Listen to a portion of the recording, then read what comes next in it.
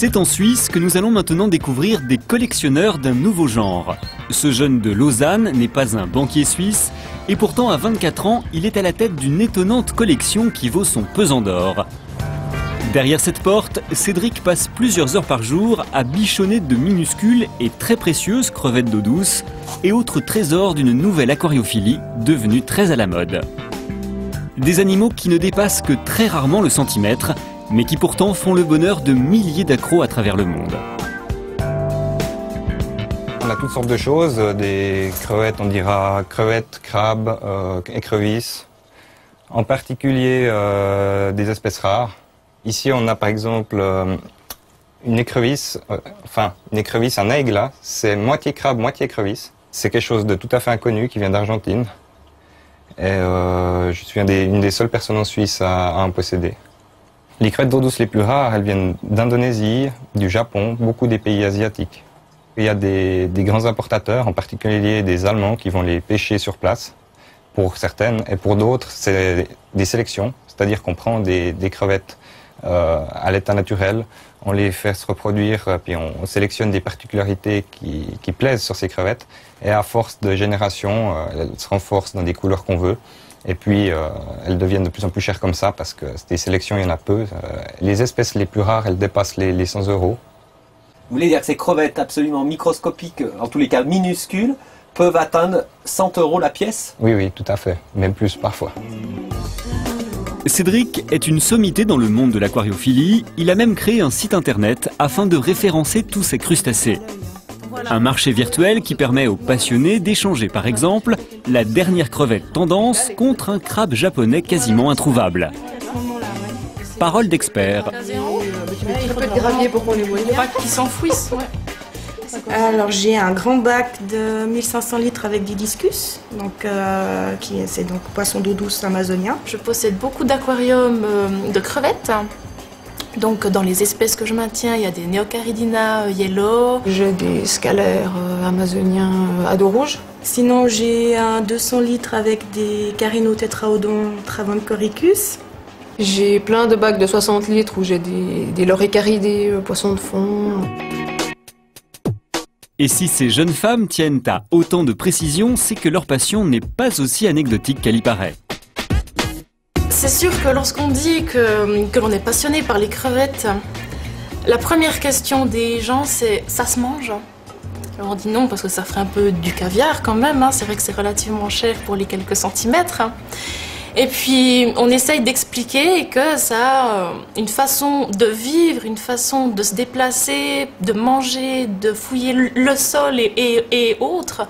C'est quelque chose quand même qui est très intéressant. Et puis aussi le fait qu'on ait une diversité de couleurs. Il y a vraiment tout ce qu'on veut, on peut les sélectionner pour les avoir plus blanches, plus rouges. C'est quand même quelque chose qui est assez fou.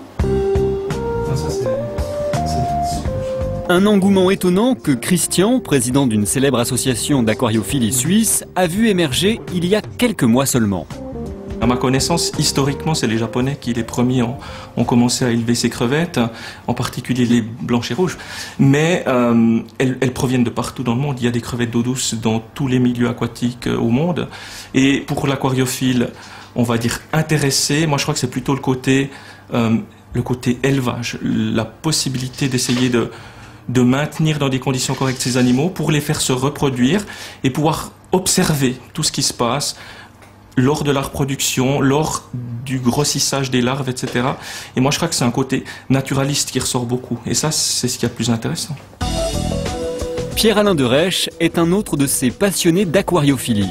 Il a lui aussi cédé à la mode avec ses quelques crevettes japonaises, mais ses plus beaux amis sont d'un gabarit plus imposant et beaucoup moins docile. De la crevette au crotale, Pierre-Alain met la même énergie à défendre toutes ces espèces, parfois en grand danger dans la nature. Je suis aussi passionné de regarder une crevette vivre que d'un crocodile. Si c'était un crocodile, ça c'était des envies d'enfant, puis j'ai craqué depuis l'année passée. Parce qu'il faut beaucoup de place quand même. La crevette, dans un petit bac de 25 litres, ça va.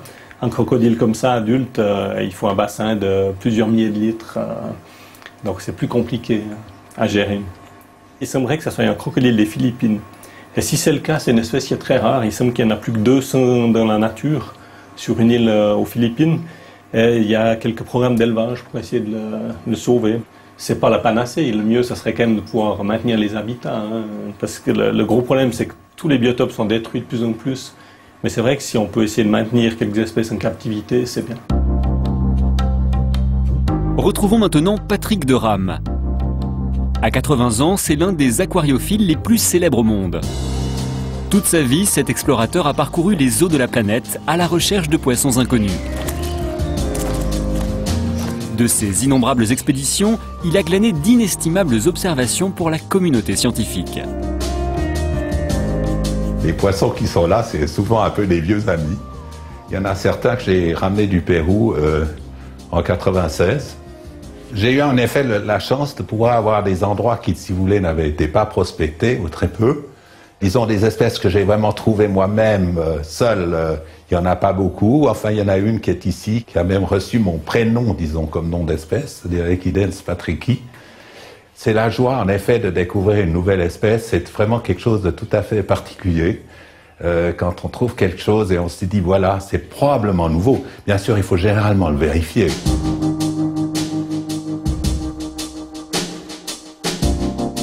En aquarium d'eau douce ou salée, les poissons que possède notre aventurier trouvent ici bien souvent un dernier salut. Encore faut-il respecter certaines conditions. Que je les ai achetés ou que je les ai ramenés moi-même, je ne garde que des formes naturelles. Je n'ai pas de forme, disons, ornementale.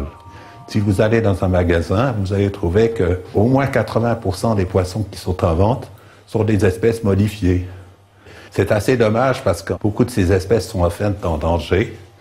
Et les maintenir en aquariophilie, c'était une possibilité de les conserver, mais évidemment que celles sont modifiées génétiquement par sélection et autres, elles n'ont plus beaucoup de valeur pour cela. Patrick de Rame ne s'est pas contenté de découvrir les plus beaux poissons du monde, il a aussi, en brillant biologiste et zoologue, étudié leur écosystème. Les gens ne se rendent pas compte combien c'est un groupe d'animaux vraiment super intéressant. Parce que quand vous trouvez une espèce de poisson quelque part, et pas ailleurs, ça veut dire quelque chose. Et si vous la trouvez dans un endroit, c'est qu'elle a pu passer d'un endroit à l'autre. Alors c'est pour ça que j'aime les poissons. Parce que si vous voulez, ça vous amène à toutes sortes de problèmes, à comprendre l'évolution, à comprendre ce qui s'est passé, à penser à la dérive des continents, à d'autres choses comme ça. Par exemple, il y a des rapports entre les cyclidés malgaches, que vous voyez ici, et ces cyclidés-là qui vivent sur la côte de l'Inde méridionale et au Sri Lanka. Ça veut dire certainement que Madagascar et l'Inde étaient ensemble à certains moments, puis se sont divisés. Parce qu'on trouve cette famille, sous-famille poisson, nulle part ailleurs dans le monde. On n'en a jamais trouvé un fossile ailleurs, etc. Vous voyez, c'est ces choses-là intéressantes auxquelles les poissons vous amènent. Si vous aussi vous souhaitez rejoindre la communauté des aquariophiles, souvenez-vous que ce n'est pas une démarche à entreprendre à la légère. Alors suivez nos conseils sur notre site internet france3.fr.